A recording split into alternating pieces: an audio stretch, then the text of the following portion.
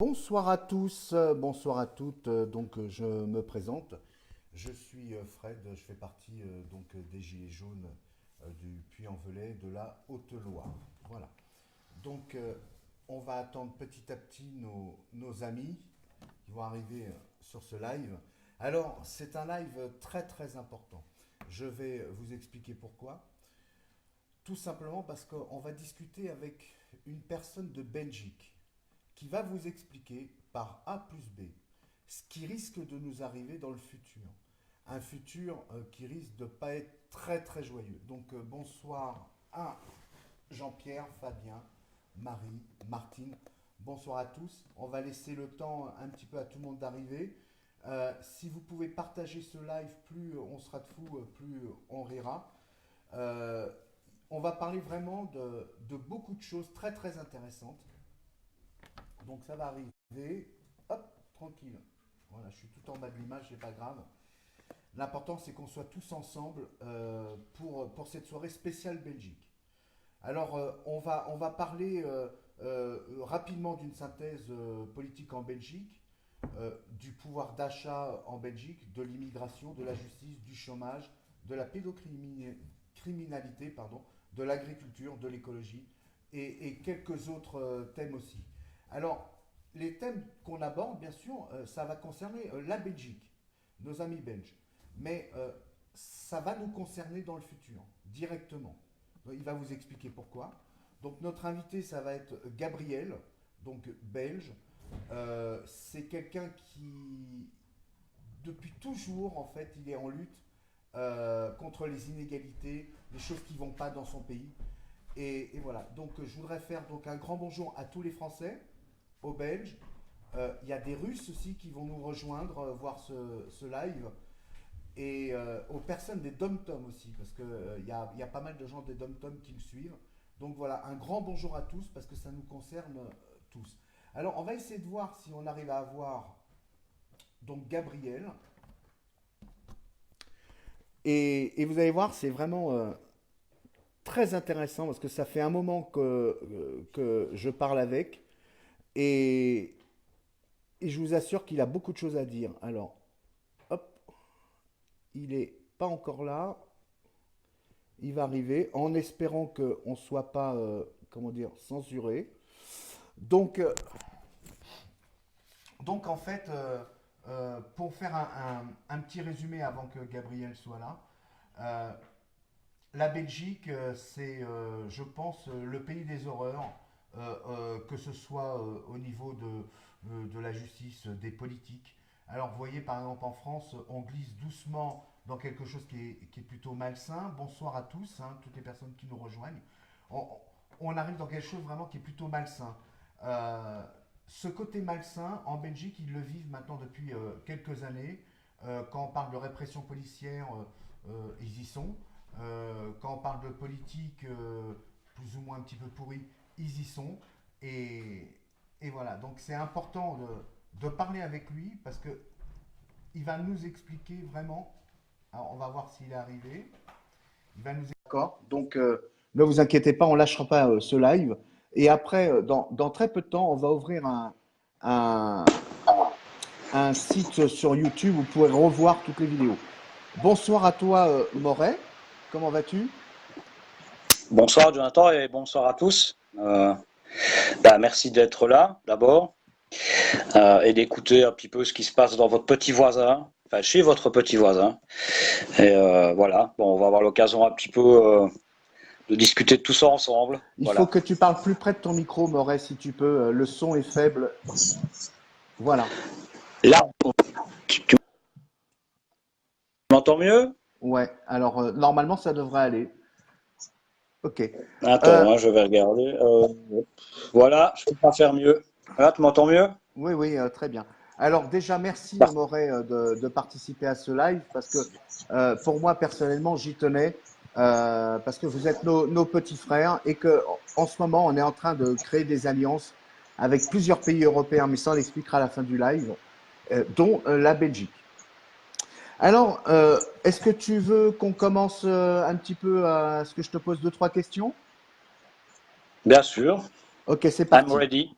Alors, est-ce que tu pourrais nous faire une petite synthèse rapide euh, de votre gouvernement, de vos politiques et quelle est la tendance qui est au pouvoir en Belgique actuellement? Est-ce que c'est droite, gauche, centre, Front National, extrême gauche? Alors, la genèse longue à expliquer, donc je vais simplifier. 100 ans en Belgique, en Wallonie en particulier, ou quatre peuples, ni plus ni moins. Donc ça veut tout dire. Donc ce sont quatre partis qui se donnent la main, bien sympathiquement, hein, parce qu'ils travaillent tous ensemble dans les magouilles, dans les histoires de pédophilie, etc. Donc c'est je te tiens, tu me tiens par la barbichette. Et quand vous votez pour un parti, puisqu'on a besoin d'une majorité des 2 tiers, c'est toujours les mêmes quatre partis qui reviennent au pouvoir, avec toujours les mêmes magouilles, avec toujours évidemment les mêmes ententes délictueuses. Et chez nous, on en est comme dans les monarchies, c'est de père en fils systématiquement à tous les plus hauts niveaux de pouvoir. Donc voilà, c'est un peu ça. Alors, qu'est-ce que c'est la Belgique, surtout la Wallonie, qui est la partie la plus pauvre et francophone de Belgique, pour ceux qui ne le sauraient pas, parce que parfois il y a des gens qui ne le savent pas. Donc la Belgique est partagée en quatre. Vous avez, donc ça fait quatre gouvernements. Vous laissez déjà imaginer le nombre de personnes qu'on paye. Hein. Donc le gouvernement germanophone, donc qui parle forcément en allemand. Vous avez le gouvernement wallon, donc on parle le français. Le gouvernement bruxellois, qui est la capitale, hein, que vous connaissez avec cette magnifique institution qui est le siège de la communauté européenne, qui est le malheur de tout le monde et de tous les pays européens. Elle est une communauté extrêmement riche et très en avance par rapport à la Wallonie. Voilà. D'accord. Maintenant, ce qui nous intéresserait, alors, il bug un petit peu, vous inquiétez pas, ça peut être un peu la censure, mais il va revenir. Est-ce que tu pourrais... Ouais, je suis là, tu m'entends? Oui, oui, on t'entend très bien. Est-ce que Voilà. tu pourrais nous parler un petit peu du pouvoir d'achat que vous avez en Belgique, de la TVA, et est-ce que vos commerces sont en crise ou en expansion? Est-ce que c'est la vie royale? Alors, à salaire et comparaison bien faite, j'en ai déjà parlé donc avec Jonathan, ne connaissant pas nécessairement votre niveau de vie en France pour les petites classes moyennes dont je fais partie, je précise. Donc à salaire égal, on va prendre un exemple concret. On va prendre par exemple la téléphonie mobile avec Internet, avec la box hein, pour avoir les différentes chaînes, etc., de propagande pour la plupart de nos États. Et donc nous autres, on arrive à une moyenne à peu près entre 150 et 180 euros par mois. Donc ça, c'est juste pour un petit détail de notre vie. Alors, au niveau de l'électricité, par exemple, d'ailleurs, c'est un de vos fleurons qui nous a racheté. Il faut le savoir, ils avaient sorti le truc de la magouille hein, dans les intercommunales ici à Wallonie. Donc, la moyenne, c'est 250 euros d'avance mensuelle. Donc, vous devez payer une avance sur votre consommation, puisqu'elle est calculée, comme chez vous, j'imagine, en fonction d'une année à l'autre. Et puis, fin d'année, vous vous retrouvez avec ce qui m'est arrivé l'année passée, encore avec donc 250 euros par mois, plus 4000 encore euros à payer fin d'année. Donc faites le calcul. Et pourtant, on vit à trois, dans une toute petite maison, des éclairages LED partout, bref, on déconne pas. L'eau, donc on arrive ici, je regarde les factures. Quelque chose là derrière qui. Vas-y, vas-y, c'est bon, on t'entend. Oui. Donc les factures d'eau, 350 euros tous les 2 mois. Plus une rectification qui équivaut plus ou moins à 1000 euros par an. Le carburant, on va prendre des postes aussi qui sont fixes. Hein. On est à peu près 30% plus cher que la France. Au niveau des magasins, on est ce qu'il y a de plus cher en Europe apparemment, parce qu'on vient chez vous faire nos courses, de plus en plus d'ailleurs. Et petite parenthèse marrante, c'est que la plupart de vos gros boss de supermarché, ils ont leur compte ici en Belgique. Tu vois, c'est quand même marrant ça. Finalement, on va en France faire les courses et ces salopards avec la fiscalité. Alors, vous inquiétez pas, s'il est coupé de temps en temps, il revient. Hein. Vas-y, tu as été coupé, vas-y, reprends. Voilà, donc je disais, vos gros boss de la grande distribution ont pour la plupart une adresse et un compte ici en Belgique. Et ce qui est assez amusant, c'est que nous autres, on quitte la Belgique pour aller faire les courses chez vous parce que vous êtes 30% moins cher que dans nos grands magasins qui sont les mêmes. Hein. C'est Carrefour, c'est Deleuze, c'est Intermarché chez nous maintenant, etc. Voilà, alors le gaz, là, on bat les records du monde. Ici, pour celui qui se chauffe au gaz, qui a le malheur d'ailleurs de devoir se chauffer au gaz ou bien cuisiner au gaz, on arrive à peu près, on va faire une enveloppe entre 400 et 450 euros par 2 mois, et vous comptez encore là-dessus à peu près 400 à 2000 euros de rectification fin d'année. Donc faites vos comptes, vous additionnez tout ça, c'est absolument épouvantable et absolument invivable. En ayant le même niveau de salaire, je précise bien, je parle pour un salaire moyen, hein, 1350, 1400 euros par mois pour les salaires qui sont à peu près, je vais dire presque un bon salaire en Belgique, il ne faut pas se leurrer, hein, c'est presque un bon salaire en Belgique, hein, donc voilà, on est loin de voler très haut. Mais Voilà, donc ça c'est le pouvoir d'achat. est-ce que tu connais des Belges, par exemple, qui n'arrivent plus à se chauffer, par exemple, des cas? Ben, alors je reviens malheureusement toujours sur le même endroit, c'est la Wallonie. À savoir qu'il y a, donc on est 4 576 000 Wallons, donc la partie francophone. Il y a 1 502 000 personnes qui sont en dessous du seuil de pauvreté et qui ne gagnent pas 700 euros par mois. Voilà. Donc imaginez-vous que là-dedans, forcément, il y en a énormément qui ne savent même plus manger, qui ne savent pas se loger et qui forcément, ou s'ils ne sont pas dans la rue, bah, sont repris en main par les institutions créées par le gouvernement, les institutions sociales. Et donc, ils font de ces gens-là des zombies et forcément des électeurs fidèles parce que ces gens-là savent très bien que si ils basculent hors de ce système très très peu rémunérateur, ils se retrouvent à la rue. Voilà. Et Voilà, tiens, donc tu c'est parles le de niveau. personnes à la rue. Est-ce Oui. que vous avez beaucoup de... Par exemple, nous, en France, on a quand même pas mal de personnes qu'on appelle SDF, hein, sans domicile fixe. Oui. Est-ce que vous, en Oui. Belgique, vous avez beaucoup de sans domicile fixe? En Wallonie, de nouveau, désolé, mais c'est toujours la Wallonie.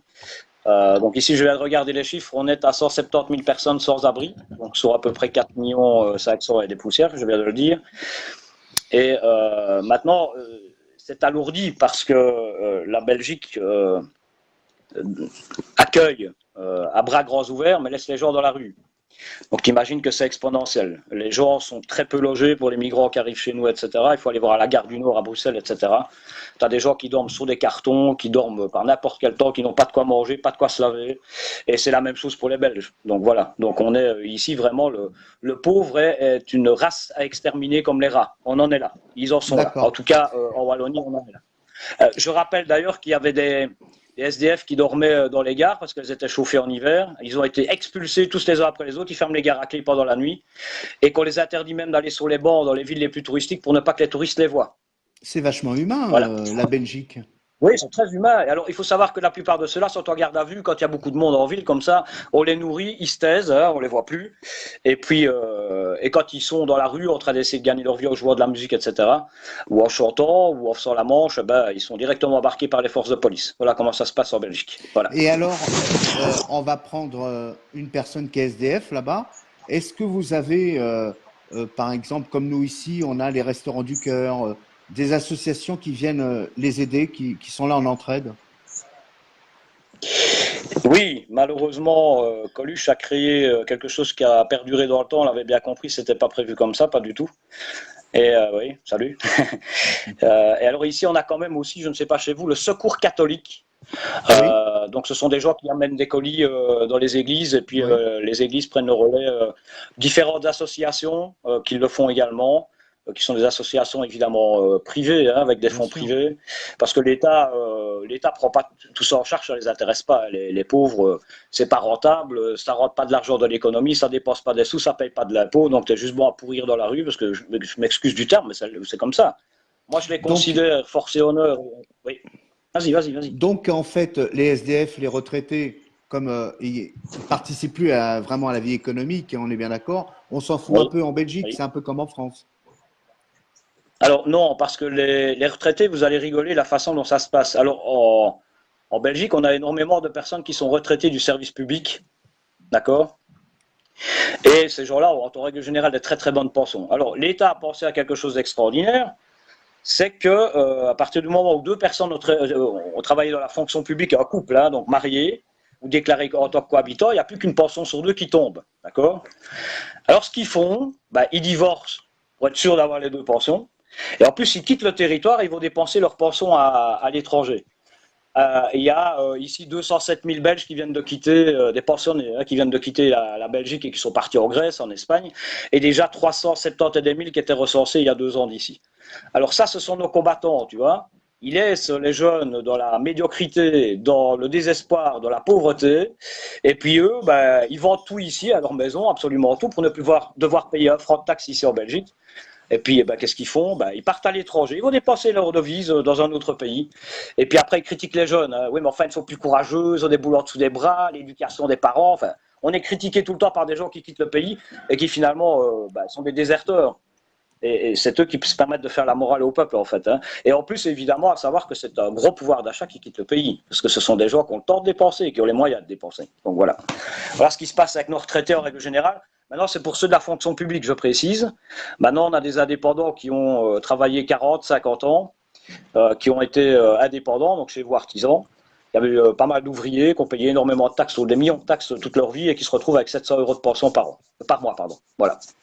Donc ça, c'est la Surtout justice que sociale le ici en niveau de Belgique. vie chez vous, il est supérieur, quoi. Oui, Donc avec il est 700 magnifique. euros, déjà en France, on a du mal, mais chez vous, c'est une catastrophe.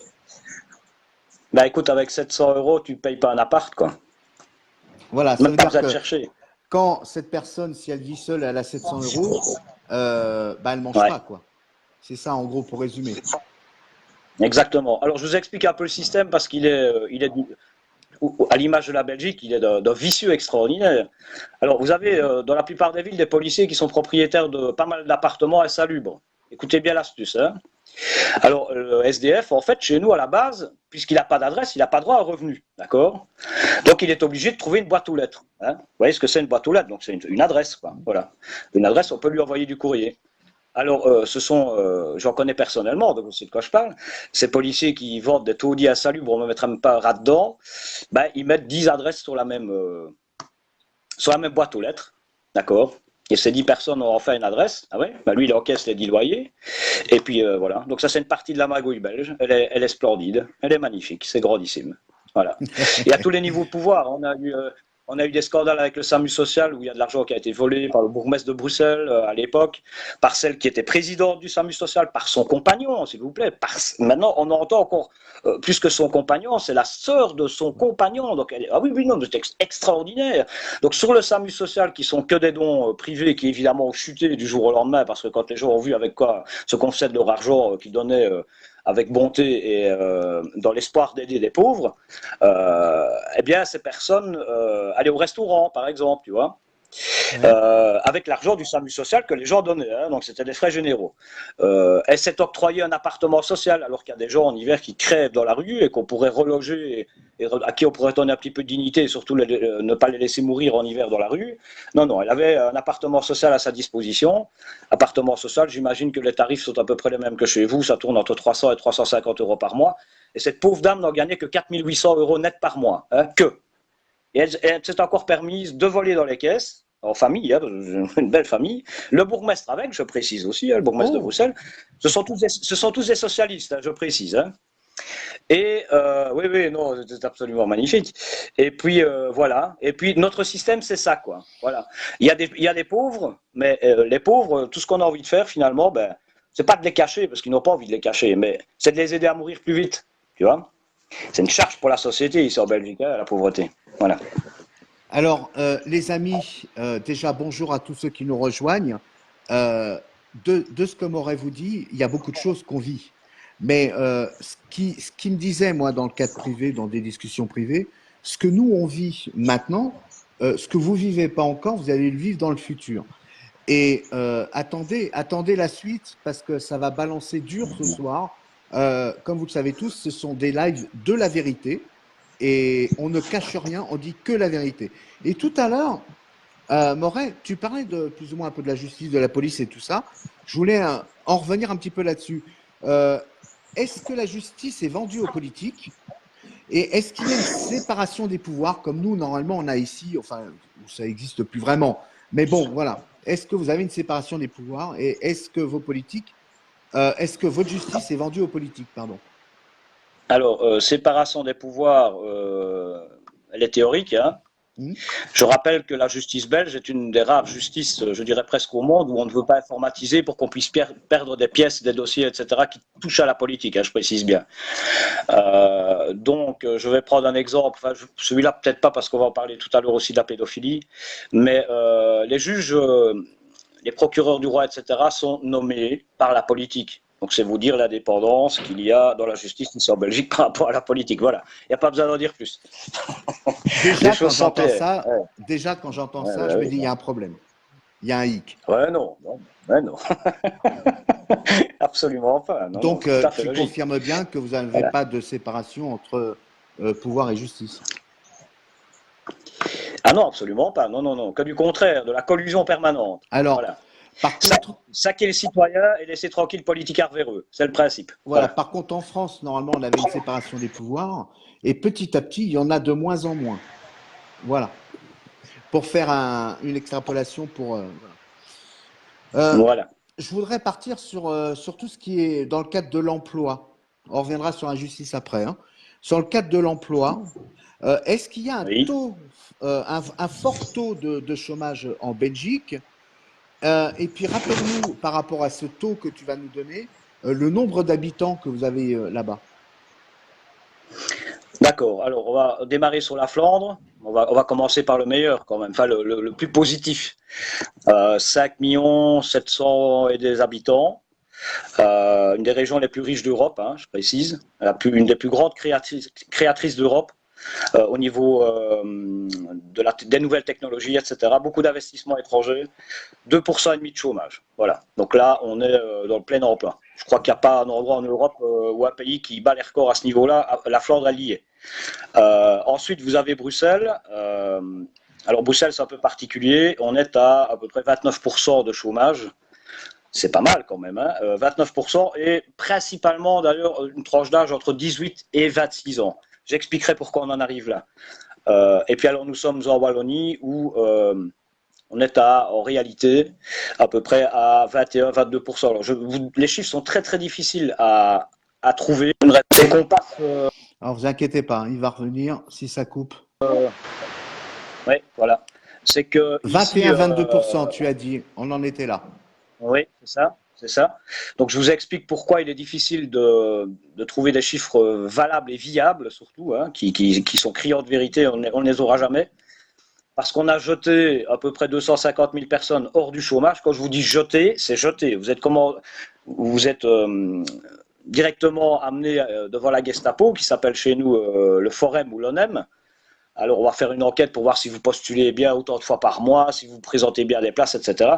Vous imaginez qu'avec un tel salaire, si vous avez 3 enfants, un loyer à payer et à donner à manger à vos enfants, vous ne savez même pas prendre le bus pour aller vous présenter à une place. Hein, donc, ça commence par là, forcément. La pauvreté, elle est là. Internet, comment est-ce que tu veux te payer Internet si en plus tu ne sais pas nourrir tes gosses et aller chez le médecin avec? Enfin, bon, bref, c'est un cercle sans fin. Enfin, on vient de nous en taper plus de 200 et des 1000 ici sur 4 ans dehors. Mais ces gens-là tombent en fait sur l'assistanat des communes, parce que le chômage il est fédéral, donc ça tient à tout le pays, hein, c'est une caisse commune. Par contre, le CPAS, ça c'est le revenu le plus minimexé que vous puissiez avoir ici en Belgique, un revenu social, il dépend des communes. Donc en fait, on fausse les chiffres de l'emploi et du chômage en jetant des gens dehors et en leur mettant encore une case plus bas, parce qu'en fait, ils touchent encore moins bien qu'au chômage. Donc tout ça est dû à une raison très simple, et vous allez vite comprendre. En fait, ici, il y a un immense racisme entre les Wallons et les Flamands, comprenons-nous bien. Alors pourquoi? On a créé la Corée du Nord, c'est la Wallonie, puis on a la Corée du Sud de l'autre côté qui est à droite, d'accord? Une qui réussit, l'autre qui est complètement déglinguée par des gouvernements complètement débiles, stériles et surtout destructeurs de vie et de peuple. Alors ici, en Wallonie, par exemple, ben, si on nous avait, comme c'est le cas en Flandre, obligé à apprendre le flamand, il y a, dans les 2 ans qui viennent, 350 000 postes ouverts. Donc ça voudrait dire 350 000 chômeurs en moins, région Bruxelles et Wallonie. La Flandre appelle d'ailleurs à avoir des travailleurs wallons. Mais comme on ne parle pas le flamand, forcément, ça pose déjà un petit problème. Au niveau de l'intégration, parce que quelque part, ça devient une intégration aussi. Hein. Et par contre, en Flandre, l'obligation d'apprendre le français existe. Voyez-vous la nuance quand même. Voilà. Alors, une petite explication qui va encore remettre les choses à plat. Sur les PME, par exemple, on a cette année-ci déjà, au mois de juillet, on est à 24 000 et quelque chose faillites, donc des faillites dans les petites entreprises, hein, comprenons-nous bien. Là-dedans, vous en mettez les 3 quarts en Wallonie à Bruxelles, parce que même une économie qui tourne, forcément, des faillites, c'est inéluctable. Hein. Voilà, alors au niveau création d'emplois, ici en Wallonie, il n'y a pas, voilà. Il y a trop de monde, pas assez qualifié, pas comme chez vous, hein. Il n'y a pas assez de maçons, il n'y a pas assez d'électriciens, il n'y a pas assez de manuels, quoi, voilà. Un niveau d'éducation qui touche le ras des pâquerettes. On est en train de nous faire des décérébrés. Et mon fils, je ne sais pas combien de jours d'école en fait il a réellement, parce qu'ils vont promener dans les bois, ils vont jouer au foot, ils vont, enfin bref, je sais pas ce qu'il apprend. En tous les cas, il n'apprend pas grand-chose, et surtout pas les langues. Alors qu'en Flandre, je refais le parallèle, ben, ils apprennent 4 langues à l'école. Dès l'âge de 5 ans, ils ont des tablettes, ils apprennent déjà les langues. Chez nous, c'est le culte de l'échec. On ne veut pas que le wallon soit cultivé, on ne veut pas que le wallon réussisse, et on ne veut surtout pas que le wallon se révolte. Voilà. Donc, on prend Heinrich Himmler, qui n'est certainement pas une référence pour moi, je vous rassure, mais disait moins le peuple sera éduqué, plus facile nous aurons de le manipuler. Donc, ça, c'était la doctrine d'Hitler et de son bordel qui tournait autour. C'est ce qui se passe ici en France. Voilà. Et c'est ce qui se passe en France. Voilà, la même chose, absolument, absolument. Voilà. Parce qu'on voit petit à petit, malheureusement, nous en France, les nouvelles générations, où on se dit, oh là là, la culture générale, les fautes d'orthographe, etc., etc. Quoi. Ah oui, pourtant, on n'était pas les meilleurs à l'époque. Hein. Donc, ouais, bah non, mais bon, voilà. Et là, tu me parlais un petit peu de la Wallonie et tout ça, enfin, tu nous parlais, pardon. Est-ce que vous avez des problèmes, plus ou moins un petit peu, avec, par exemple, les religions, certaines communautés sur l'ensemble de la Belgique, la Wallonie, enfin, bon, etc., etc. Alors, sujet brûlant. Nous avons une communauté arabe. Moi, je ne parle pas de musulmans, je ne parle pas, voilà, arabe, des communautés qui sont extrêmement bien intégrées, qui se soucient, comme les Wallons d'ailleurs, hein, de ceux qui rentrent parfois. Maintenant, ce n'est pas une généralité, comprenons-nous bien, ce n'est pas du tout un amalgame. Qui sont des gens qui ont des commerces, qui sont des gens qui travaillent dans la médecine, qui sont des gens qui ont fait des études chez nous, qui sont des gens... En fait, la Wallonie a intégré une bonne part de son immigration et l'immigration a intégré une bonne part de la Wallonie. Mais là-dedans, bon, évidemment, il y a des brebis galeuses. Je ne dirais qu'une chose supplémentaire parce que personnellement, j'ai un avis bien tranché dessus. Ah, il va revenir, hein, ne vous inquiétez pas. Allez, qui n'est pas un avis raciste et pas du tout. Hein, qui n'est pas un avis raciste et pas du tout. Je suis même quelqu'un de très ouvert et moi je ne vais pas faire comme tout le monde, j'ai un copain arabe, etc. On arrête des conneries, hein, ça n'a rien à voir. Il dit simplement que chaque peuple a le droit de vivre, chaque peuple a le droit d'être heureux, mais chaque peuple doit cohabiter. Alors moi je donne un exemple, il est très simple. On a des mauvais politiques. La politique, malheureusement, elle a aussi des conséquences sur la religion. Alors, la religion, quand elle n'est pas bien pratiquée, qu'elle soit musulmane, qu'elle soit catholique, qu'elle soit bouddhiste ou n'importe quoi, c'est une boucherie. Et je rappelle quand même que le Vatican est l'État le plus riche au monde. Il va revenir, hein, vous inquiétez pas. Allez, Moret. Mais non, mais c'est Jean-Marie qui est tout le temps en train de publier, là. Oui, allez, Moret, voilà. Donc, le Vatican est l'État le plus riche au monde. Et je rappelle quand même que le président iranien, on vient de détecter quand même que le garçon, il avait 895 millions de dollars sur un compte en banque. Donc c'est dire, voilà. Alors, les peuples, ils ont besoin de quoi? Ils ont besoin de s'aimer, ils ont besoin de s'unir, ils ont besoin de se battre ensemble. Et ils ont surtout besoin, parce que si les musulmans pensent que demain, ils seront préservés par rapport au gouvernement que nous avons en place, ils se mettent bien le doigt dans l'œil parce qu'ils vont subir les mêmes horreurs que nous dans peu de temps. Hein. Forcément, ils vont s'intégrer, ils vont travailler, ils vont être intégrés, on va les intégrer, on va les aider, on va s'aimer, on va pas s'aimer. Et en attendant, ces discordes entre religions et communautés différentes, évidemment, on fait encore le jeu de l'État. Alors moi, je suis à 100% que les musulmans et que les cathos ou n'importe quelle origine ethnique, quelles que soient les communautés, etc., on se donne la main. Imaginez-vous la gueule de nos gouvernants qui sont en train de tout faire pour qu'on se tape dessus, mais qui tout d'un coup vont se rendre compte qu'on est, on est tout à fait capable d'être bien ensemble, qu'on est des gens tous éduqués, tous intelligents, et qu'on est tous capables de faire quelque chose de beau de nos nations. Parce qu'on a besoin de vous, et vous avez besoin de nous, on a besoin de tout le monde d'ailleurs en définitive. Voilà. Le jour où on arrive à ça, c'est le plus beau pied de nez qu'on pourra faire aux salopards qui nous gouvernent, qui veulent des guerres de religion, et qui le font par des histoires de guerre économique, etc. Voilà. Il y a quand même un truc, moi je vois la dernière fois que je suis allé à Saint-Étienne, je crois que c'est le week-end dernier, on a fait un peu la manif, il n'y avait pas grand-chose. Enfin bon, bref, on a croisé 2 personnes d'origine algérienne et à la fin de la rencontre, on s'est presque pris dans les bras en disant voilà, il n'est pas question qu'entre nous, il y a quoi que ce soit, quoi. Donc il faut qu'on soit unis entre origines, voilà, ça c'est vachement important, comme le peuple doit être uni, les gilets jaunes aussi, on doit mettre un petit peu les choses de côté. les petites Ouais. querelles des uns et des autres de Et côté et être unis. il y en a Voilà. si je peux me permettre pour terminer là-dessus, Bien sûr. imaginez l'horreur ici en Belgique, où je n'ai pas besoin de rappeler que Molenbeek est le centre européen du terrorisme, où l'on loge des gens qui sont recherchés par le FBI, recherchés par Interpol, recherchés par beaucoup, beaucoup de monde. Et ces gens sont encore au jour d'aujourd'hui logés, par exemple, à Molenbeek. Alors on dit toujours, oui, mais enfin, il ne faut pas noircir toujours Molenbeek, Molenbeek, Molenbeek. Ben, je peux vous assurer, renseignez-vous un petit peu. Et ces gens-là, finalement, ben, qu'on laisse chez nous, ben, ils salissent ben, les communautés qui sont qui n'ont rien à voir avec eux. Quoi, voilà. Et alors, ils se disent eux-mêmes, mais comment est-ce qu'on peut laisser des salopards pareils rester ici en Belgique? C'est clair. N'oubliez pas quand même que celui qui est allé tuer le commandant Massoud en Afghanistan vivait à Molenbeek. Hein. Sa veuve est encore ici à Molenbeek en Belgique. Hein. La veuve, et qui est toujours en train de parler avec la même véhémence. Il faut bien le savoir. Hein. La même véhémence. Hein. Donc voilà. Ça veut tout dire. Voilà. Ici, ils sont protégés, ces gens-là. Voilà. Eux sont Ah protégés. bon? Oui. Ah oui, oui, tout à fait. Oui, oui, oui. Ah oui, absolument. Absolument. Alors, Absolument. je vais passer un petit peu du coq à l'âne. Je passe Ouais. de dossier en dossier petit à petit. Voilà. Je voudrais parler un petit peu agriculture. Il y a quelque Non. chose en France. Il y a quelque chose en France qui nous interpelle, Oui. c'est le CETA, entre autres.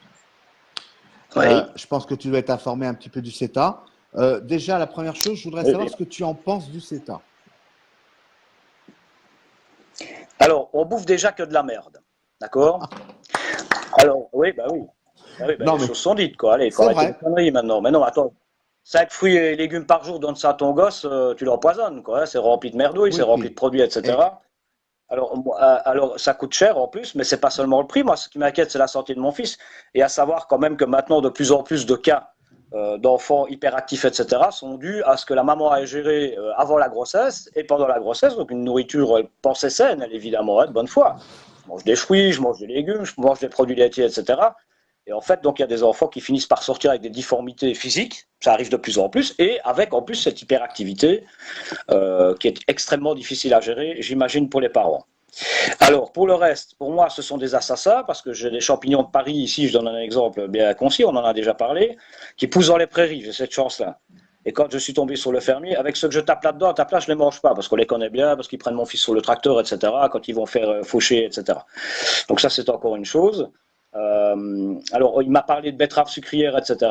Il m'a expliqué plus ou moins quel était le processus de transformation. Il m'a dit ne mange jamais du sucre, par exemple. Hein. Donc le mec, il est quand même un peu concerné, quoi. Ce qui est quand même marrant, pour ceux qui ne le savent pas, c'est que 68% du budget de la communauté européenne est reversé aux agriculteurs, d'accord? À savoir que d'accord. cette année-ci, il y a déjà 978 tonnes d'aliments, plus des hectos et des hectolitres de lait qui sont jetés à la poubelle, pendant qu'on refuse à des gens en France de manger, qu'on refuse à des gens en Belgique de manger. S'il n'y a pas les restos du cœur, ces gens-là, ils peuvent crever dans la rue comme des animaux, excusez-moi, mais comme des animaux.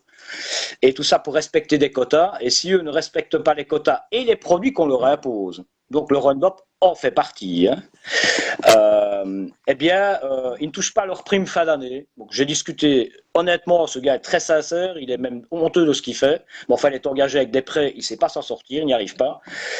Il touche fin d'année 44 000 euros. Il a été un bon garçon, qu'il a bien empoisonné le peuple, hein, ceux qui mangent leurs produits, qu'il a bien tapé du lisier qui va dans nos nappes phréatiques, hein, quand même, hein, parce qu'il faut dire qu'un jour on la boit quand même, cette flotte, hein, elle a beau être traitée comme on veut, à un moment donné ça devient de la merde aussi ce qu'on boit. Hein.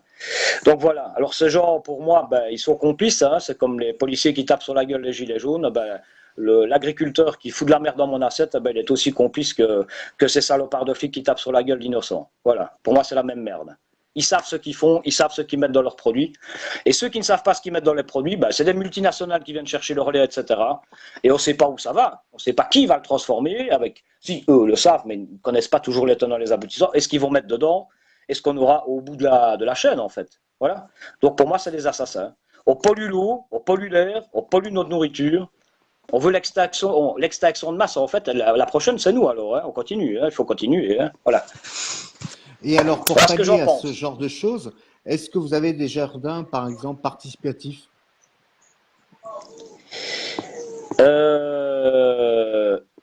E et E. Alors, je crois que ça existe à Bruxelles, en fait. Je crois, parce que c'est le genre de choses dont on ne fait pas beaucoup de bruit, parce que forcément, c'est très, très marginalisé. Oui, participatif, bah, tu fais un barbecue, tu fais trop de fumée, tu as ton voisin qui t'engueule parce qu'il a trop de fumée. Là, on participe à un mauvais voisinage. Mais participatif au niveau. Non, non, non. Chez nous, ça n'existe pas, ça. Non, ou très Alors, peu, dans tous les cas. Très, très il y a peu. quelque chose que je voudrais te poser comme question, Moret. Est-ce Ouais. qu'entre Belges, vous êtes Ouais. solidaires? Ah, pas du tout. On se déteste. Ah, d'accord. Tu Voilà. me rassures? Alors, oui, non, non, mais pas de problème. Attends, donc je disais, avec les Flamands, le racisme plus grand entre les Wallons et les Flamands, ça n'existe pas. Voilà, ça ne peut D'accord. pas exister. Ça, c'est vraiment, vraiment terrifiant. Le racisme, d'ailleurs, pour donner une échelle, est, je dirais, exponentielle de 100 millions de fois supérieure entre Wallons et Flamands que pour les migrants qui rentrent. Donc, ça vous donne une idée, quoi. Là, on est vraiment, c'est magnifique. Alors, entre Bruxelles et la Wallonie, ça se passe bien parce que ce ne sont que des endettés et des chômeurs. Donc, à la limite, ça va pas trop mal. Et le canton germanophone, là, il y a de l'argent. Maintenant, non. Ce qui se passe, c'est que, comme ici en Wallonie, finalement, tous ceux qui sont en contact avec la politique, les artisans, donc les indépendants, les moyennes entreprises, etc., sont des gens qui réussissent puisqu'ils foutent des enveloppes en dessous de la table à tous ces Oui. salopards qui sont dans les communes, etc., les bourgmestres, fâchez-vous les maires, c'est le même principe, et tous les gens qui travaillent dans le collège et final. Donc eux, ils vivent bien. Alors tout ce qui est fonctionnaire, collabo de l'État, magnifique, tout va bien. Hein, donc je parle collabo de l'État, bon, je les mets pas tous dedans, mais enfin les charges sociales, donc ceux qui viennent visiter les entreprises pour voir si les gens sont tous déclarés, ceux qui travaillent à la police, ceux qui travaillent à l'armée, ceux qui travaillent... Il va revenir, hein. Pas de souci. Hop, là, voilà. Vas-y, Moret. Voilà, je suis là. Donc voilà, donc ce sont les impôts, bien évidemment, la TVA, bien sûr, c'est un grand copain, la TVA, j'ai été 2 fois indépendant, je vous assure, on déguste bien. Et puis voilà, donc il y en a un qui a bien réussi, il a une belle maison, il n'est pas très loin de chez toi, il a acheté une nouvelle voiture, donc on crée, tu vois, des catégories. Hein, des catégories et qui ne sont plus la classe moyenne et puis ceux qui ont mieux réussi et quelques pauvres, mais on crée énormément de pauvres pour une caste d'élite qui touche à la pédophilie et à la politique. Alors ça, on en Voilà. reparlera après de la pédophilie. Voilà. Par Et contre, voilà. tu as dit un truc qui est Ouais. important. Les petites enveloppes là, dont tu parles, tu sais, les petites sous-tables et tout ça, est-ce que c'est fréquent là-bas ou c'est Ouais. rare? Ben, quand les chefs des travaux dans la plupart des villes est appelé monsieur 11%, dans la plupart des villes et villages, hein, monsieur 11%, tu vois ce que je veux dire? Oui. 11% dessous de la table du coût des travaux, voilà. Et ça sort des... Ah oui, non, mais c'est normal chez nous, hein. Donc ce qu'il y a, c'est que c'est relevé, hein, donc la presse en parle, mais jamais jugé. Voilà, ça disparaît après 2 jours, on n'en parle plus, on laisse le Comme tas pour nous, l'affaire d'immondices. Benalla, quoi. Comme pour nous, l'affaire Benalla, où Ouais, bah chez nous, il est toujours dehors. tous les jours. Hein. Voilà, exactement.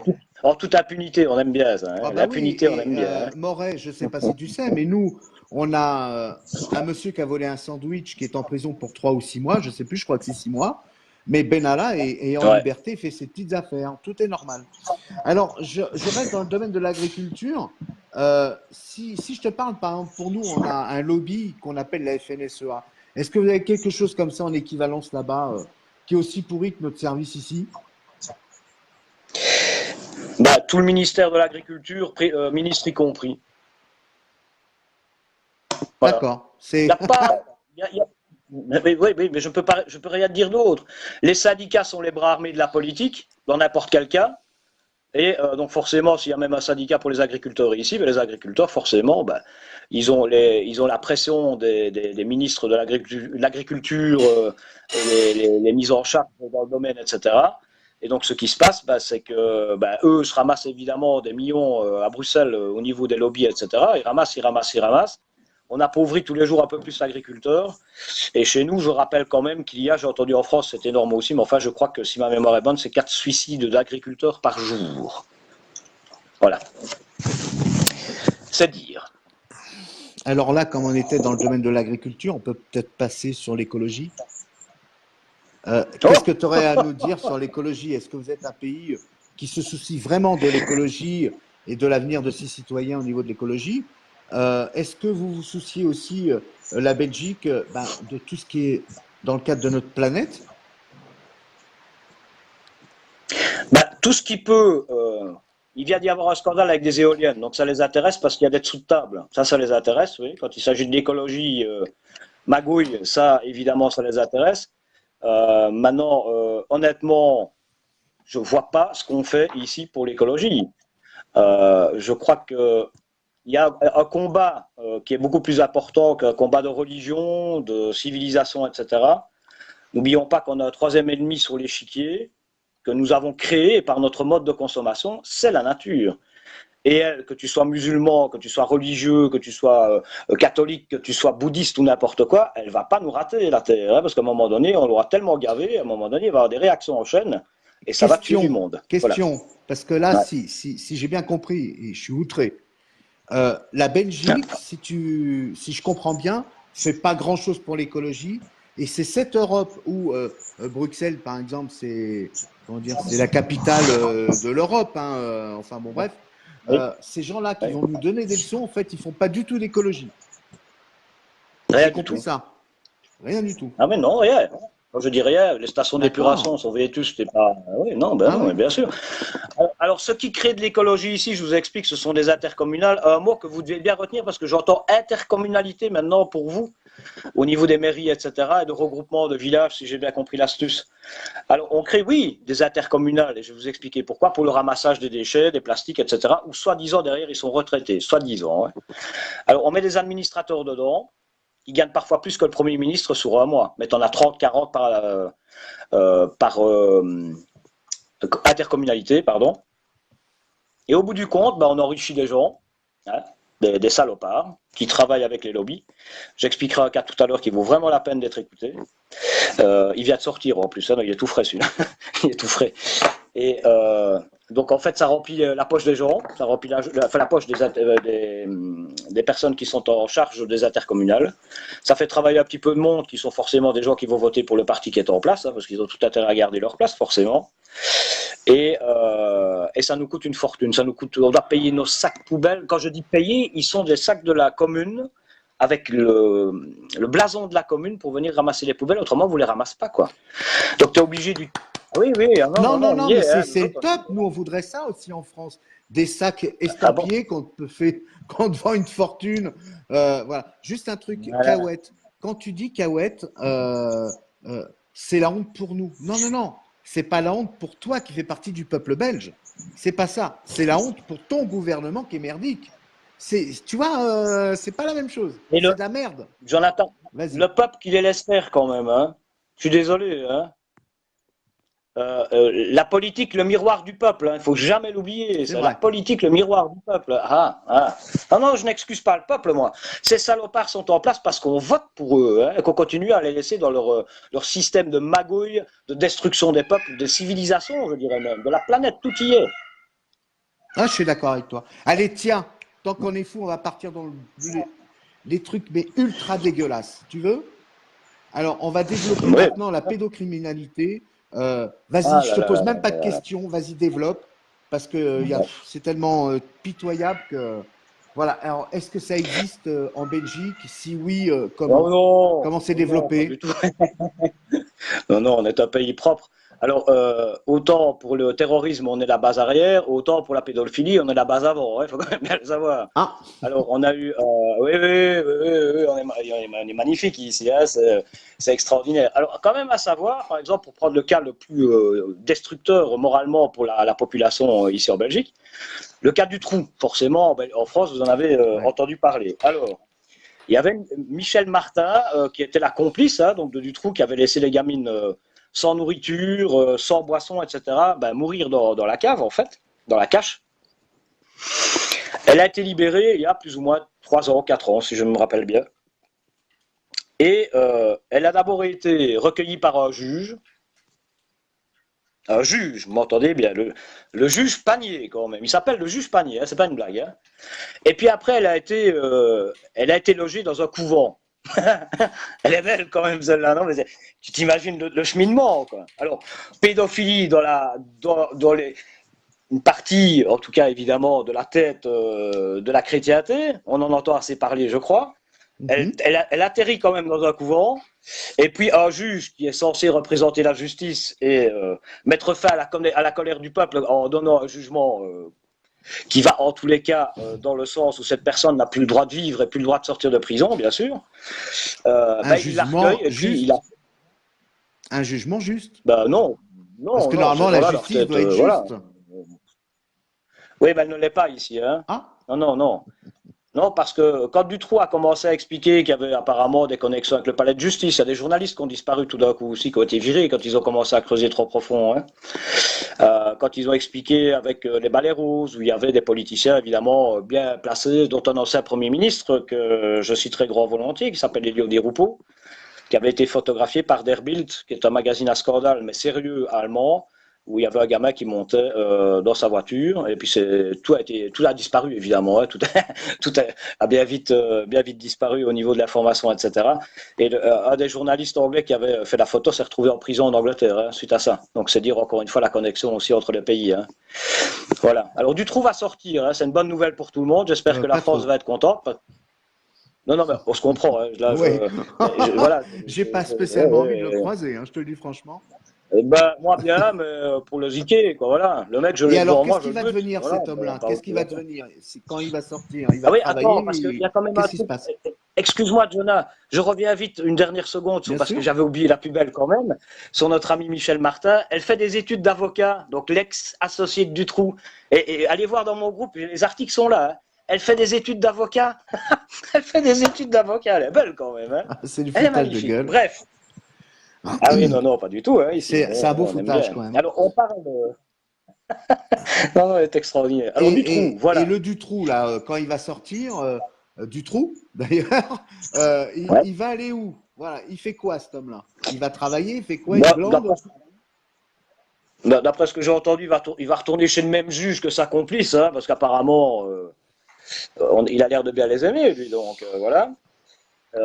Et puis, ce qui se passe, c'est que ce juge, entre autres, scandaleusement demandé aux parents, parce qu'on est en train précisément de parler de la libération de Dutroux, d'excuser l'homme, qu'il avait fait pénitence, hein, qu'il avait payé. Alors, je vous explique même. Il va revenir. Il va revenir. Hein. Voilà, c'est bon. Voilà, je vous explique quand même quelque chose d'extraordinaire. Avec l'histoire du trou. Je ne sais pas si c'est extraordinaire, je ne sais pas s'il faut en rire ou s'il faut en pleurer. Plutôt pleurer. On va arriver ici à quelque chose qui n'est jamais arrivé dans le monde. Précisons-le bien quand même. C'est-à-dire quelqu'un qui a été reconnu coupable des faits, qui est le responsable de la mort de minimum, on en sait encore au jour d'aujourd'hui, à cause précisément, à l'époque il y avait la police et la gendarmerie, ils se tapaient sur la gueule, ils ne se transmettaient pas les informations pour faire traîner les choses, à mon avis tout simplement, parce que comme par hasard on est tombé assez rapidement sur la cache, mais une fois que les gamines étaient décédées, pas quand elles étaient vivantes. Hein. Et alors, cette personne va sortir, elle va être logée je ne sais pas par qui ni par quoi, il demande aux parents de faire des excuses à cet homme, enfin que les parents excusent les actes. Alors, fait unique aussi, ce type a été dans une prison, m'entendez bien, mis à l'écart, avec Canal+, une salle de sport, un régime pour diabétiques. Si on l'avait mis avec les prisonniers de droit commun, forcément, il serait fait buter, le mec. Ah non, on l'a bien mis à l'écart. Alors, le procès, les meilleurs avocats de Belgique qu'il a eu, forcément, le procès, etc., je crois qu'on arrive, si ma mémoire est bonne, à peu près à 17 millions d'euros pour cette espèce de merde, et qui va être relâché sous peu. Il a quel âge? Est-ce que des personnes ont le droit comme ça? Maintenant, il doit avoir, Katchak, tu peux confirmer, il doit avoir une cinquantaine d'années, donc c'est même pas encore vieillard, hein, 57, 58, quelque chose comme ça. Voilà, Nina, ta réponse. Donc, on a un sacré personnage qui va remarcher dans nos rues, enfin dans vos rues en Belgique. Merci au gouvernement, à la justice Mais attends, belge. Ce qu'il y a de pire, c'est qu'il s'était fait arrêter 15 jours avant les actes, hein, les enlèvements des deux gamines en question, là, par la police, parce qu'il avait mis la main aux fesses à une gamine devant une piscine, et la maman qui arrivait justement pour la chercher a porté plainte à la police, et puis on a... Voilà. On l'a laissé dehors, on ne l'a pas emprisonné, on ne l'a pas arrêté. Petite enquête administrative, mais sans plus. Et puis 15 jours après, ben voilà le résultat. 2 gamines qui disparaissent, 2 de plus après, et 4 gamines qui sont décédées, qu'il a laissé mourir comme des chiennes. Il ne les a pas nourries pendant des jours. Il ne les a pas. Elles ne pouvaient pas se laver, elles ne pouvaient pas se changer. Elles ne pouvaient rien faire. Elles étaient. Et violées combien de fois, ces gamines? Mais combien de fois? On n'en saura jamais rien parce que ça, c'est des choses qui ne divulguent pas. Et on relâche ça. Ce qui est surprenant, c'est que voilà, il relâche le personnage, quoi. C'est vachement surprenant. Alors, moi, je voudrais savoir une chose, toujours dans ce même thème. Oui. Dernièrement, on a appris le décès de Einstein aux États-Unis dans une prison fédérale. Oui. On sait très bien que le problème est. Alors attendez, il va revenir. Voilà, on sait très bien que le problème est mondial. À ton avis, est-ce que la Belgique peut être mêlée à cette affaire? La France aussi, est-ce qu'on pourrait être mêlé à cette affaire d'Einstein? À ton avis, hein? Ne me donne pas de nom, mais oui, non. Je pense non, pas. mais quand un pays a comme capitale Bruxelles, qui est la capitale de l'Union européenne, d'accord, et qu'il y a une telle impunité à laisser des pédophiles travailler, je dirais, de concert avec la justice quelque part, de concert avec les gens qui sont en place, dans les gouvernements, etc. Une telle impunité, j'entends par là, ces gens ne sont que très très rarement punis. Ces gens vont aller 2-3 fois voir un psychiatre si tout va bien, et puis après on va dire on va le castrer chimiquement, etc. Alors je te réponds, pourquoi je te dis ça? Pas possible. Il va revenir, hein. Voilà, c'est bon. Oui, oui. Pas de Ben, souci, en fait, il n'y a Morin. pas de coupure, il y a plein de messages qui arrivent, etc. Il n'y a pas de coupure, mais enfin voilà. Et je voulais dire, puisqu'on est la capitale de l'Europe, avec toutes les institutions européennes, à ton avis, forcément qu'on est, encore une fois, la plaque tournante de réseaux pédophiles vers la Russie. C'est des articles que j'ai publiés, vers la Roumanie, vers l'Angleterre et vers les États-Unis, clairement. Il y a des choses, des articles qui ont été et qui n'ont jamais été considérés comme des fake news et qui n'ont d'ailleurs jamais été supprimés. Donc ici, vous avez de la pédophilie en France, forcément, il y a de la pédophilie dans tous les pays, puisqu'ils se rassemblent tous, ces espèces de bâtards à Bruxelles, ministre de la Justice parfois ou autre. Bah, clairement, on ne peut pas s'étonner qu'il y ait une telle impunité dans toute l'Europe au niveau de la pédophilie, puisque tous ces salopards se donnent la main quand ils se rencontrent, Premier ministre y compris, je suis désolé, mais moi je les mets tous dedans. Voilà. Et là, encore une fois, le peuple, il fait quoi? Le peuple, il trouve, c'est scandaleux, hein, je vois beaucoup, pas content, pas content, mais pas content, pas content, ben, on va les chercher, hein, tous ceux qui laissent faire tout ça. On va les chercher pacifiquement, je dis bien, hein, on se met à 3 millions devant Ce qui est curieux, hein. c'est que le peuple belge, et c'est pas péjoratif hein, ce que je dis, j'ai rien du tout contre la Belgique, les Belges, mais c'est un peu comme nous quand on vit la cause des Gilets jaunes, il y a des gens qui se mobilisent, puis il y en a d'autres qui ne se mobilisent pas. Et on a l'impression, dans ces cas de pédocriminalité, c'est pareil, ou tous les autres cas, c'est-à-dire il y a quelques personnes qui se mobilisent, et puis le reste, voilà, on veut pas regarder, on veut pas entendre, on n'a rien entendu, on n'a rien vu, c'est chacun pour soi. Alors Jonathan, moi je te dis ce que je vois et ce que j'entends ici en Wallonie. Alors de A, beaucoup de gens qui prennent des antidépresseurs, perdus pour la cause. Hein. Comme je le disais, les pensionnés qui foutent le camp, perdus pour la cause, d'accord. Beaucoup de gens qui malheureusement finissent par se droguer et boire plus que de raison. Encore des gens perdus pour la cause. Et puis ces différentes castes qu'on a créées donc dans les différents réseaux sociaux. Donc je parle de travail, je parle un peu dans tous les domaines. Forcément, on se regarde tous de travers et au final, la détestation n'est plus simplement d'une société, mais elle est d'un vis-à-vis, donc d'un voisin, par exemple. Ah, il est encore parti en vacances, comment est-ce qu'il s'est payé les vacances? On en est là, quoi. Le mec, il vient de s'acheter une voiture ou il vient d'avoir une nouvelle voiture de société, il est jalousé. On va aller, si ça tombe, lui crever les pneus ou lui faire des grattes dans la bagnole. Voilà, ça les amuse. Et puis, alors, on a monté les communautés les unes contre les autres, hein, forcément, hein, pour les communautés aussi. Alors, Et imagine-toi comme ils ont éclaté tout ce ils ont éclaté les familles forcément aussi, hein, puisque quand il y a perte d'emploi, il y a souvent divorce, perte malheureusement de son logement quand on fait un prêt pour une maison, etc. Donc chez nous, il n'y a plus rien qui tient la route, ni la famille, ni la société en règle générale ne tient plus debout. Et ils sont tous en train de se taper les uns sur les autres, et ils ne veulent pas montrer d'un seul doigt les véritables responsables de tous nos malheurs. Comme je dis toujours, la politique n'est pas là pour résoudre nos problèmes, mais pour les créer. Et les gens, ils ne veulent pas entendre ça. Ils ne veulent pas entendre ça. Voilà. Donc il y a 20% qui dirigent la Belgique, hein, la Wallonie, les nantis, et là en dessous, on a 80 qui sont tellement mal dans leur vie, mal dans leur peau, ou bien malheureusement sont dans l'excès, comme je le disais, des stupéfiants, etc. Ben, ces gens-là sont perdus pour la patrie. Voilà. Ils sont perdus pour la patrie, tout simplement. Et rapidement, Voilà. mais en deux phrases, la drogue, c'est habituel en Belgique, Bruxelles, ou c'est quelque chose, on n'en parle pas trop, c'est... Alors, ce qui est quand même marrant avec la drogue, c'est qu'on a toujours l'air de vouloir dire que c'est la drogue du peuple. Il va revenir, comme d'habitude. Allez, Moret, c'est bon. Mais c'est Jean-Marie qui publie sur le groupe, je sais pas quoi, et chaque fois qu'il publie, cling, cling, on est coupé. Voilà. Ouais, Jean-Marie, on est deux. Bon, allez, blague à part. Voilà, et la drogue aujourd'hui, c'est plutôt dans les milieux riches. Hein. Faut pas se tromper quand même. La coke et des trucs comme ça coûte pas 2,50 €. Alors, vous inquiétez pas, il va revenir.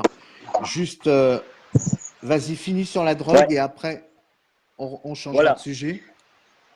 Alors, ben des torboyaux, des drogues coupées qui sont forcément nocives à très court terme pour la santé, et même peut-être immédiatement d'ailleurs.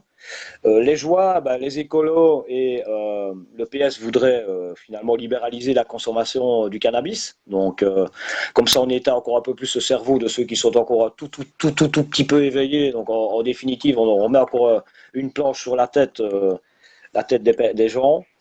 Et puis, oui, la drogue est un fléau et malheureusement, forcément, celui qui se retrouve dans la rue à un moment donné, il va essayer d'avoir de l'argent pour ça, parce qu'il n'a plus d'espoir, parce que personne ne lui tend la main, parce que personne ne veut l'aider. Ici en Belgique, les gens voient un clochard, les 3 quarts du temps, ils crachent dessus, il faut le savoir quand même, un peu de choses près, on en est là. Donc les gens n'ont aucune compassion pour ce qui se passe vis-à-vis des autres. Aucune. C'est sympa. Voilà. Ouais. Ok. Donc, dans les prochains sujets qu'on va traiter, on parlera de la police, gilets jaunes en Belgique. Il y a plein de choses très intéressantes. Juste avant, je voudrais parler un petit peu des entreprises en Belgique. Est-ce qu'elles sont prospères? Est-ce qu'elles viennent bosser? Ça, réponse succincte. Hein. Est-ce qu'elles viennent bosser en Belgique ou est-ce qu'elles partent? Ok. Les cadeaux fiscaux. Voilà, déjà, on s'arrête là. Est-ce qu'il y a des cadeaux fiscaux, par exemple, là-bas? Vas-y. Alors, je vais prendre un cas que vous connaissez en France qui s'appelle Mittal, Lakshmi Mittal, d'accord, qui fait partie des personnes les plus puissantes de la planète, puisqu'il fait partie de la banque Goldman Sachs, il est numéro 2. Hein. Goldman Sachs, pour rappel, c'est les subprimes qui ont créé la dernière crise en date mondiale, la crise économique. Hein. D'accord. Alors, ce monsieur qui est indien, qui est archi milliardaire, est venu en Belgique. Et donc, il s'est assis à la table en Wallonie. La Wallonie était un bassin sidérurgique hyper important, il faut le savoir, il y a 50 ans d'ici. Un des plus gros bassins européens, d'ailleurs, la région de Liège, Serein et autres. Et donc, il s'assit à la table.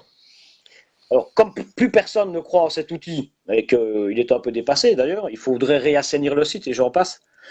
Donc, lui, il va s'y intéresser. Ouais, ok, je reprends l'entreprise, parfait. Alors, la région wallonne lui donne 14 millions. Donc, lui donne déjà 14 millions pour reprendre l'entreprise, d'accord? Il investit pratiquement des cacahuètes. On lui dit que quand il quittera le site, il ne devra pas réassainir le site.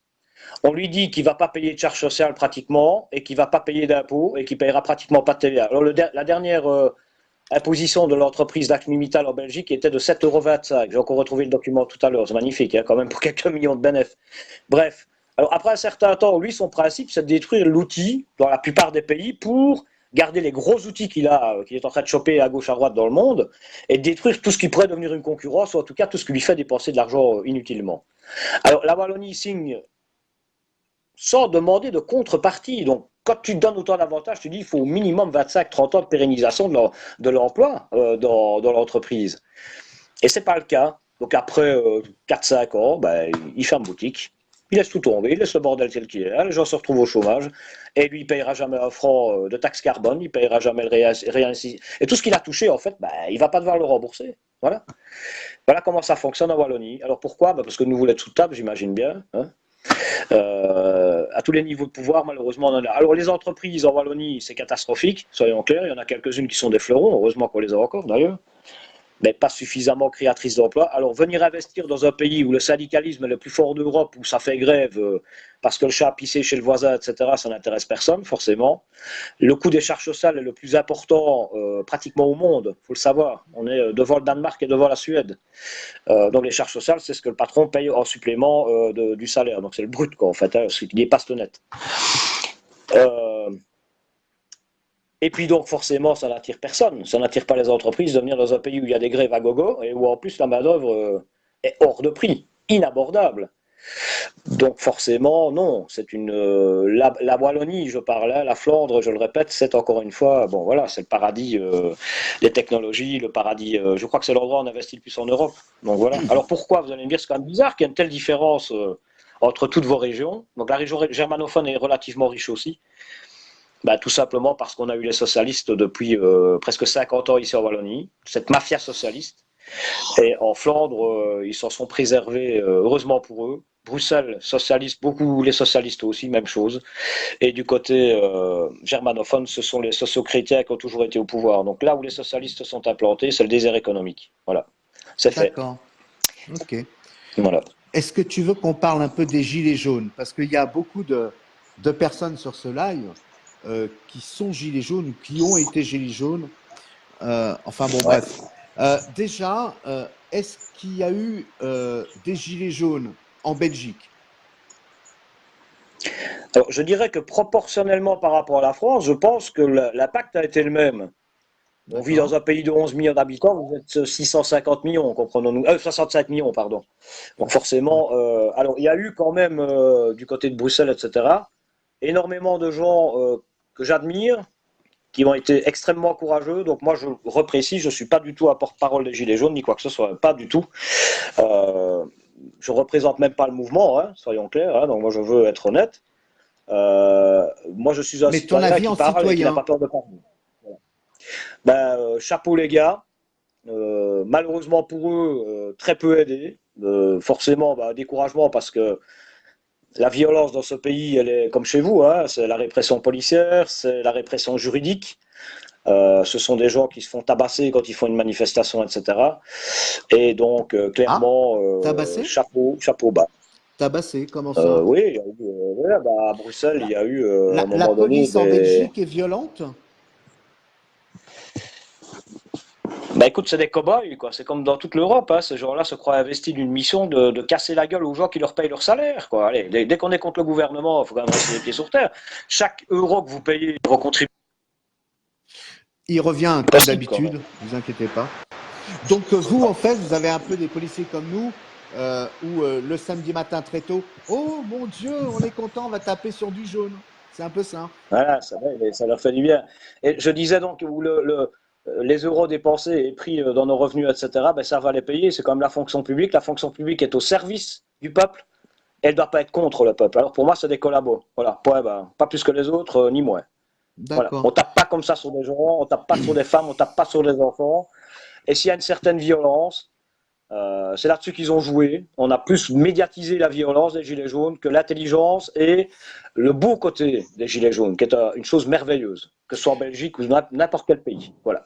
Alors Moret, en France, tu as dû suivre un peu l'actualité.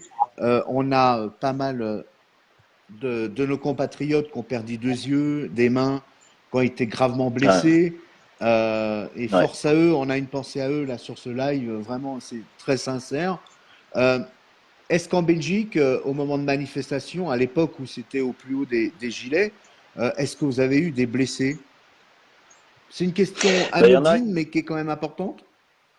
des blessés, oui, forcément, des arrestations en pagaille. Et puis je me rappelle, si je me rappelle bien, il y en a Malheureusement, Dieu ait son âme, parce que cet homme avait beaucoup de courage et s'est battu pour une magnifique cause, a été écrasé par, si j'ai bien compris, quelqu'un qui s'est excité sur un rond-point et qui ne savait pas passer, un camionneur polonais, je crois. Si quelqu'un a l'info, ce serait bien de me la rappeler, mais je pense que c'est ça. Et malheureusement, bah, ce camionneur a pété un câble et puis est passé sur une personne qui ne faisait qu'une chose, c'est espérer un avenir meilleur pour sa famille et pour son peuple, quelque part. Et c'est ça, le mouvement des Gilets jaunes, et c'est ça qui détruit finalement toute crédibilité d'un gouvernement. C'est que les gens ont simplement envie d'être heureux, de bien vivre ensemble, de pouvoir dire à leurs enfants demain, tu as un avenir radieux, tu auras un beau travail, tu auras un bon revenu, tu vas bien t'entendre en règle générale avec les gens qui sont autour de toi. C'est un message de paix, les Gilets jaunes à la base. Et la paix sociale, on la gagne quand on donne quelque chose, c'est-à-dire un revenu, pouvoir manger à sa faim, être heureux dans la vie, voir ses enfants grandir dans des bonnes écoles bien éduquées, et que tout ça se passe en bonne entente et en toute intelligence. Alors, les salopards qui nous gouvernent dans tous les pays où il y a eu les Gilets jaunes ont fait passer le message contraire. Ce sont des casseurs, c'est de la racaille, des pas éduqués, hein, comme ils disent en Belgique aussi. Attends, une fois, c'est pas des éduqués, ceux-là n'ont pas été à l'école hein, pour faire ça. Bande d'imbéciles, ce sont peut-être les seuls qui sont allés à l'école parce qu'ils ont eu les couilles au cul d'aller dans la rue et qu'ils ont compris ce qui leur arrive alors. Hein. Donc il y a 10 000 éveillés ici en Wallonie, voilà. Encore une fois, chapeau aux Gilets jaunes, ici en Belgique, et respect, voilà. Est-ce qu'en Belgique, vous avez eu des ronds-points comme nous en France au début Oui, au début et oui, même bien après, il y avait beaucoup de oui, ronds-points. Est-ce que vous avez eu des ronds-points avec des gens avec les gilets alors là, bon, tout vous à ne fait, gueuliez pas absolument, Macron absolument. démission, mais bon, voilà. Est-ce que vous avez eu Ouais, des ouais. ronds-points avec les gilets? Oui, absolument, absolument. Bah, le mouvement finalement a été un peu calqué sur la France, mais encore beaucoup plus vite cassé médiatiquement que vous ne l'avez été. Donc, en fait, on a directement fait comprendre que c'était une cause désespérée quelque part. Ça n'a plus été médiatisé très rapidement. Et s'il se passe même encore quelque chose ici, à part ceux qui sont dans les groupes Gilets jaunes, je pense qu'on non, on n'en parle plus, c'est fini. Voilà. Pour eux, l'insurrection est matée. On a fait peur, ils ont tapé, ils ont menacé. Et quand on vit dans une dictature, ben c'est comme ça que ça termine. Hein. Finalement, le peuple n'a plus rien à dire. Ah, donc Et tu je dis, considères voilà, la Belgique comme une dictature? ben, quand quatre partis se partagent le pouvoir depuis plus de 100 ans, sans interruption, avec une politique volontariste de destruction des classes moyennes, etc., et d'amener toujours plus haut les riches, les destructeurs de la planète, etc., et quand le Mhm. peuple n'a plus rien à dire, quand on ne laisse pas des partis démocratiques passer à la télévision pendant les élections, sur des chaînes nationales qui sont payées, encore une fois, par le contribuable, on ne les laisse pas parler. On les laisse pas parler. Elle est où, ici, la démocratie en Belgique? Tu as le droit de faire une chose, ferme ta gueule, fais pas trop de bruit parce on va te créer des emmerdes au niveau de ton boulot ou au niveau de ton revenu social. Ce que je fais aujourd'hui n'est pas malin, je vais encore avoir des emmerdes, je le sais. Je sais que je vais encore avoir des emmerdes, mais je m'en fous. Voilà, j'en ai tellement ras-le-bol de voir ce qui se passe. Et je crois que il faudra quand même que les gens se rappellent, mais je parle de nouveau, ce n'est pas physique, ça doit être par rapport à l'intégrité et l'intellect. Il y a des gens qui vont devoir se sacrifier, les gars. Il y a des gens qui vont devoir se sacrifier pour arriver à quelque chose. Je ne dis pas sacrifier physiquement, comprenons-nous bien. Mais à un moment donné, il va falloir y aller. On ne peut pas continuer à se dire, oui, mais j'ai un emploi. Ah oui, mais je dois payer ma maison. De toute façon, tout ça, vous allez le perdre. Je le répète, il y a une nouvelle crise mondiale qui arrive, elle sera là dans quelques mois. Vous allez tout perdre parce qu'ils vont venir chercher l'argent des épargnants, parce que cette fois-ci, les États n'ont plus assez d'argent pour renflouer les banques. Ils viendront chercher votre pognon dans les banques. Croyez-moi bien, c'est comme ça que ça va se passer. Alors, je travaille pour ma maison et pour ma famille. Vous avez déjà du mal à payer votre maison, ou bien vous avez du mal à avoir un prêt pour vous octroyer une maison.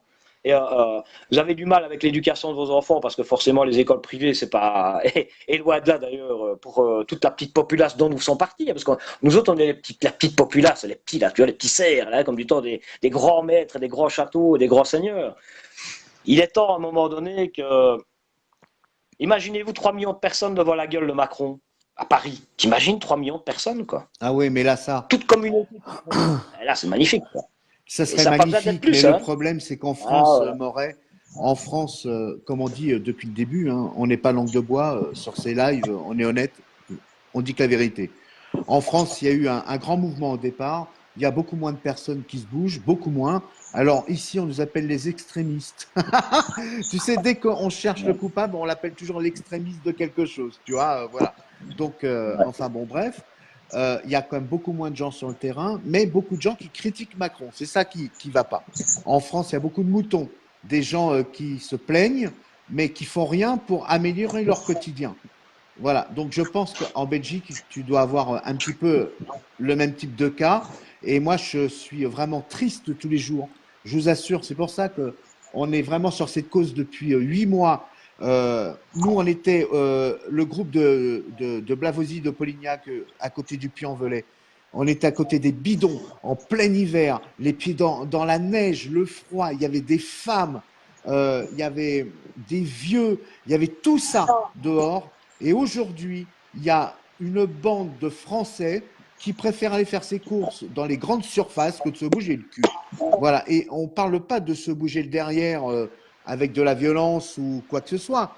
Mais voilà, les gens, ils préfèrent pas penser à ce qui pourrait arriver dans le futur.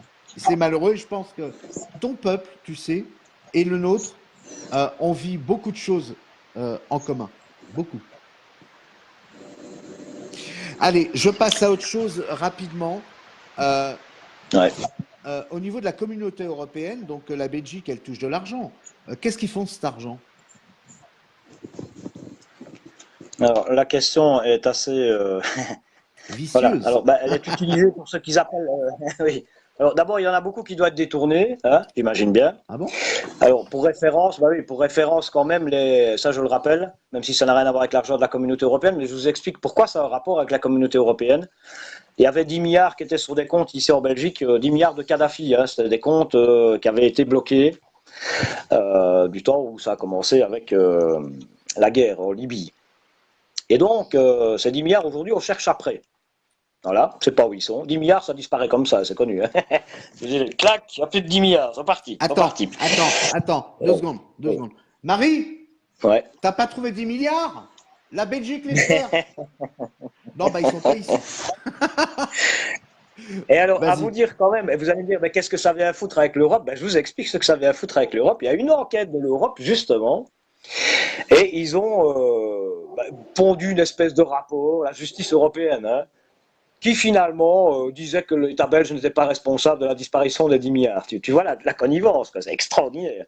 Et ces 10 milliards, on les a jamais retrouvés. Quoi. 10 milliards d'euros, quoi. 10 milliards. C'est énorme. Parle pas d'un euro. Ah, ouais. C'est pas le mec qui va piquer une banane dans un supermarché, ça. Mais ils ne seront pas condamnés, hein, il n'y a pas de problème. Ils ont la communauté européenne à côté d'eux, la justice européenne à côté d'eux, et le peuple belge qui, bien sûr, trouve ça tout à fait normal. Voilà, magnifique. Et ça continue, c'est comme ça. Alors, qu'est-ce que on fait avec l'argent de la communauté européenne? Mais rien. Voilà, on continue à agrandir la pauvreté, on a de plus en plus de politiciens, on a de plus en plus d'intercommunales, on a des infrastructures dans des villes comme Liège, on se demande d'ailleurs, ils ont créé une gare, tu dirais, tu arrives devant le temple de Luxor, quoi. Tu arrives en Égypte, là, t'as un bazar, mais il faut voir le truc, quoi. Qui a dépassé les budgets finalement de. Je crois que là, en ancien franc, je crois qu'on dépassait pratiquement de 250 ou 300 millions les budgets qui étaient alloués pour la construction de cette gare, avec un architecte qui vient de Mars, à mon avis, parce que le truc, il faut voir, quand même. Alors, dans une gare où en face, tu avais des putes, hein, parce que c'était des péripatéticiennes, pardon, je ne manque pas de respect à ces personnes non plus. Enfin, voilà, et il n'y a plus de commerce, là, donc voilà, tu arrives dans une ville qui est le fief de la magouille wallonne, la plus grosse pourriture d'Europe, elle est là, d'Europe, hein, je dis bien, et leur bâtiment public, évidemment, hein, il faut que ce soit beau, l'hôtel de ville, il doit être refait, hein, le palais de justice, on se demande pourquoi il est refait, puisqu'il n'y a pas de justice, mais enfin, bon, ça donne une belle image, quoi. C'est Voilà, ce qu'on appelle voilà le quoi ça palais de sert. l'injustice. Voilà, Moi, quand et je ça passe sert devant pas un au palais peuple. de Hein. justice, je dis toujours le palais de l'injustice. Maintenant, c'est le cas. Voilà, exactement. Ça sert pas au peuple. Ça sert pas au peuple, point. Alors, ils appellent ça le plan Marshall. Hein.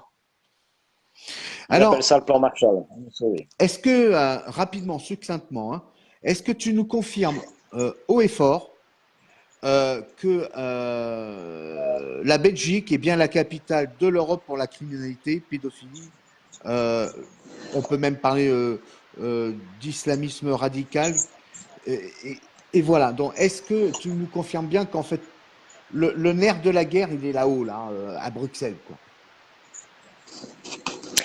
il est pas là-haut, c'est une institution presque officialisée, je dirais, parce qu'il y a tellement de scandales dans tous les domaines et qui passent quand même quelque part dans l'info. Ça n'empêche que c'est toujours là et que ça existe toujours. Donc il y a une impunité extraordinaire de tout ce système mafieux, et pire que mafieux, pédo, etc. Donc D'accord. oui, bien sûr, évidemment que je le confirme. Et des articles, allez voir, je mettrai le nom de mon groupe, c'est pas pour me faire... mais comme ça, vous voyez les articles, parce que les articles sont là, ils existent, la presse publie quand même. Et ça fait pas réagir le monde. Mais bien sûr, on a parlé de ramifications internationales quand on a parlé de Dutroux, qui lui-même a avoué à un moment donné qu'il y avait des ramifications avec l'étranger. Il l'a avoué lui-même quand même à un moment donné. Donc tout ça n'est pas tombé du ciel, hein, au niveau de l'islam, etc., regardez tous les attentats que vous avez eus en France. Enfin, je parle de l'islam radical, dur, et plutôt des Oui. terroristes même tout court. Eh ben, ces gens-là, regardez d'où ils viennent. Bah oui. Ils viennent tous. Ils viennent tous de là. Tous. Ils viennent tous de là, mais le pire, c'est que quand ils ont fait leur connerie, ils remontent là-haut. En plus. Voilà. Ben, voilà. Ici, ils les aiment bien, hein, à Molenbeek. Hein, à Molenbeek. Ils Moi, les j'y aiment suis allé bien. une Ils les fois aiment bien. là-bas. Je vais te dire un truc. Ma femme, elle avait pris une chambre d'hôtel là-bas, mais j'ai dit, mais tu m'emmènes où là? Mais c'est quoi ce truc-là? C'est le monde dans le monde. Enfin bon, bref, passons. Alors, on n'arrive pas loin de la fin du live, mais j'ai quand même deux, trois questions encore à te poser. Euh, Qu'est-ce que tu Ouais. penses du devenir de la Belgique? Foutu. Qu'est-ce que tu penses du devenir de la France? Presque foutu. Ah, genre, j'aime bien ce qu'il dit. Ça veut dire qu'en fait, vous voyez, les amis, on n'est pas encore foutus. Donc, si on arrive à se bouger et vous voyez tout ce qu'on s'est raconté là, maintenant, on est tous des donneurs d'alerte. Toutes les personnes qui venaient sur ces lives. Donc maintenant, il faut dispatcher les infos qu'on a eues là, parce que ce que les Belges vivent, en fait, le but de ce live, c'était quoi? C'était qu'ils nous expliquent ce qu'ils vivaient pour nous faire comprendre que nous, dans le futur, c'est ce qu'on va vivre. Voilà. Donc, lançons les alertes, expliquons aux gens qui font leur petite vie tranquille, ils font leurs courses, travaillent pipi, caca, dodo et tout ça. Expliquons-leur dans quoi on va glisser dans pas très longtemps. Euh, Moret, je voulais vraiment te remercier pour ce témoignage et ce moment que tu nous as consacré à tous. Euh, une dernière chose, dans peu de temps, et on vous informera parce qu'on fera un live, mais le live des lives. Donc, il y a il y a ma personne, mais d'autres personnes. On va aller en Belgique rencontrer Moret, d'autres Belges, pour sceller une alliance entre les deux peuples. On ne parle plus de gilets jaunes. On va sceller cette alliance pour dire voilà, le peuple belge et le peuple français, on est soudés dans, dans, dans toutes ces galères. Voilà, on est ensemble. Et donc, ça doit donner un exemple aussi à tous les Belges. Soudez-vous, les amis. Et ça doit donner aussi un exemple aux Français, parce qu'on doit se souder et laisser les guéguerres de rond-point, les guéguerres de chefs de gilets jaunes, je ne sais pas quoi, de côté. Il faut le maître mot, être soudé dans cette cause. Euh, une dernière chose, je voulais remercier toutes les personnes qui ont participé à ce live sur les partages, parce que, excusez-moi, je vais avoir une larme à l'œil. Je suis émotif, Moret, désolé, mais je trouve ça touchant. Donc, merci beaucoup à toutes les personnes qui ont participé au partage de ce live, parce que sans vous, on n'existerait pas sur la toile. Merci à nos amis belges pour s'être vraiment donnés à 100% dans ce live. Merci aux Russes, parce qu'il y a des Russes qui écoutaient. Merci aux amis des Dom-Tom. J'en oublie sûrement plein, mais merci à tout le monde. Merci Moret. Et puis, je te laisse le mot de la fin. À toi de le dire. Voilà. Alors, peuple français, si je puis m'exprimer ainsi. Je suis pas de Gaulle, hein. Mais j'ai pas la Gaule non plus en vivant en Belgique. Et j'aimerais bien que vous retrouviez la Gaule, vous, par contre.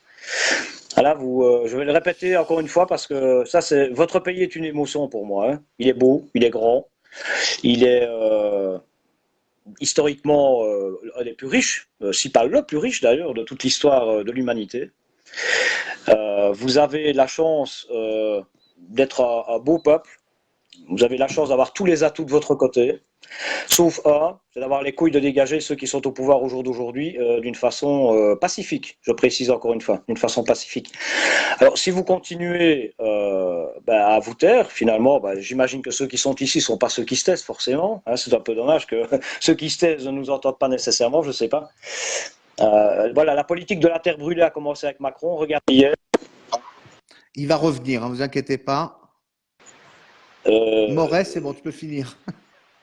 Je disais, j'ai été choqué de voir Sarkozy, un type qui trempe dans un nombre incalculable de magouilles, vous le savez mieux que moi, hein, à côté de votre espèce de trou du cul de Macron, là, je ne sais pas comment l'appeler d'ailleurs, excusez-moi, mais enfin, je ne sais pas comment on appelle une personne pareille.